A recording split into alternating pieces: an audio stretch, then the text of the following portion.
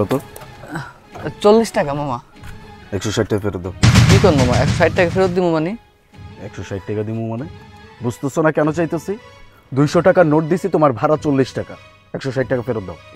মামা এটা আপনি কি কইতাছেন? আপনি আবার আমার কখন 200 টাকা দিয়েছেন?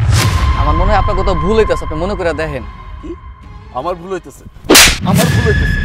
আমার ভুল হইতেছে? রাস্তায় নামছস কি করার জন্য? পংটামি করার জন্য? মানুষের সাথে এরকম বেইমানি করার জন্য? তোর আমি 200 টাকা দিছি, তোর ভাড়া 40 টাকা। তুই 160 টাকা আমারে ফেরত দিবি, ফেরত দে। মামা দেখেন এরকমটা করেন না, সকাল সকাল অটোটা নিয়ে বের হইছে। আপনি দেখেন, খেয়াল করে দেখেন। ফকিন্নির বাচ্চা, 2 টাকার অটোওয়ালা টাকা দে। মামা সারাদিনও আমার কোনো নাটক শুরু করছে।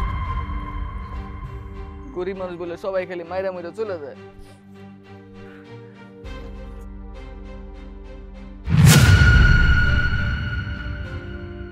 আলিফ সাহেব সামান্য একজন অটোওয়ালার সঙ্গে খারাপ বিহেভ করছে। আলিফ সাহেবকে এর আগেও আমি দেখেছি অফিসের স্টাফদের কাছ থেকে ঘুষ নিত। না না, এর একটা বিহিত করতেই হবে, আজকেই করব। ম্যাম ডেকেছেন? হ্যাঁ, আপনাকে ডেকেছি। শুনুন না, আমার একটা হেল্প করতে হবে। শিওর ম্যাম, বলুন না কি করতে হবে। অ্যাকচুয়ালি আমার দূর সম্পর্কের একটা আত্মীয় আছে, সে না অন্ধ, চোখে দেখতে পায় না, আর সে বাইরে দাঁড়িয়ে আছে। আপনি এক কাজ করবেন, তাকে একটা ওষুধের দোকানে নিয়ে যাবেন, সে কিছু ওষুধ কিনবে, তারপরে তাকে একটা রিকশায় তুলে দিবে। অবশ্যই ম্যাম, আপনি বলছেন আর আমি করবো না। আমি এক্ষুনি যাচ্ছি। Thank you so much. আসি। ওকে।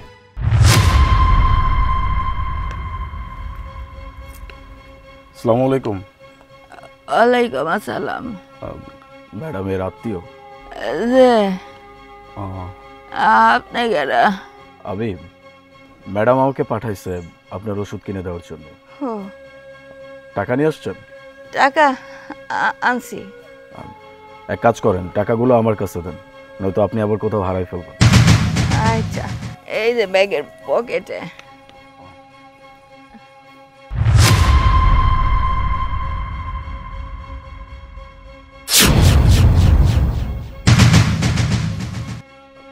কোথায়? ব্যাগে তো কোনো টাকা নেই। কি কন? আমি নিজে হাতে টাকা রাখছি।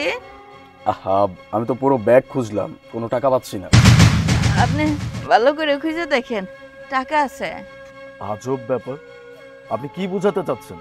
যে আপনার ব্যাগে টাকা ছিল, সেই টাকাটা আমি রেখে দিচ্ছি, আমি চুরি করছি, এখন চুরি করে আপনাকে দোষ দিচ্ছি যে টাকাটা আপনি আনেন নাই? না না না, আমি নিজে হাতে টাকা রাখছি ব্যাগের পকেটে। আপনি যদি সত্যি টাকা এনে থাকেন, তাহলে টাকাটা গেল কোথায়? টাকার কি পাখা গজাইছে যে উড়ে উড়ে চলে গেছে? আমি তো বলতে পারতেছি না, টাকা আছে, ব্যাগেই আছে।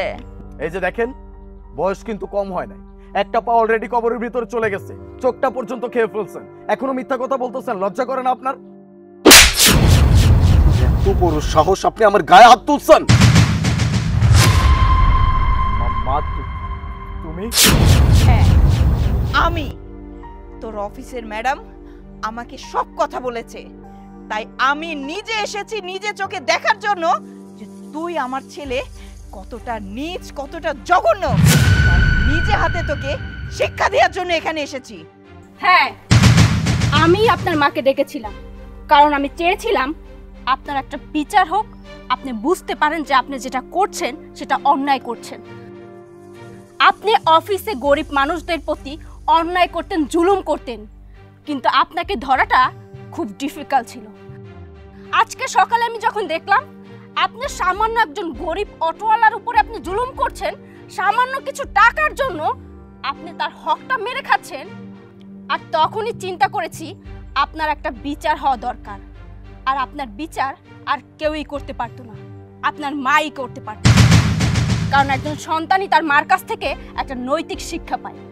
জানেন ম্যাডাম, আমার ছেলেটা আগে এমন ছিল না, ও অনেক ভালো স্টুডেন্ট ছিল, তারপরে ও অনেক ভালো একজন মানুষ ছিল, কিন্তু যখন বিয়ে করলো, এই বিয়ের পরে থেকে না আমার ছেলেটা কেমন যেন চেঞ্জ হয়ে গেল। ওর বোর চাহিদা মিটাইতে মিটাইতে ও এরকম নষ্ট একটা ছেলে হয়ে গেল। ওর বোর ভালো দামি শাড়ি, গয়না, ভালো ভালো খাবার, ও যে চাকরি করে এই বেতনে আসলে এইগুলা দেয়া ওর পক্ষে অসম্ভব হয়ে যায়। এই জন্যই ও মনে হয় এই কাজ করেছে। জি ম্যাডাম, মা যা বলছে একদম ঠিক বলছে। আমি আপনাদের কাছে হাত জোড় করে ক্ষমা চাচ্ছি। কি করব বলেন? রাত পোহালেই বইয়ের এই আবদার, রাত পোহালেই বইয়ের ওই আবদার, আজকে এটা লাগবে, কালকে ওটা লাগবে, পরশু ওটা লাগবে। আমি এত কিছু কিভাবে ম্যানেজ করতাম ম্যাডাম?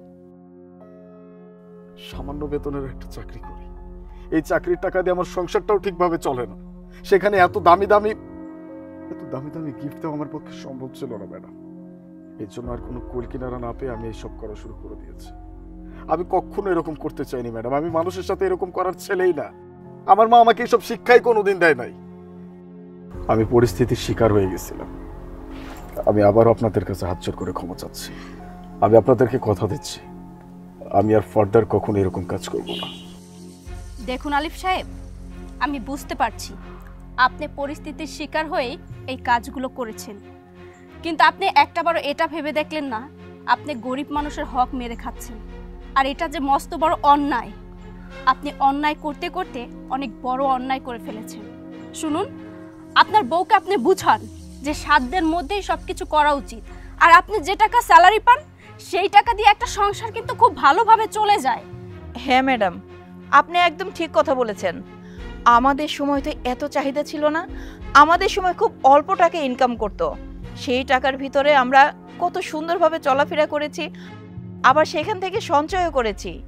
আর এখনকার বউরা দেখেন, স্বামী যা টাকা ইনকাম করে তার থেকে ডাবল তাদের চাহিদা থাকে।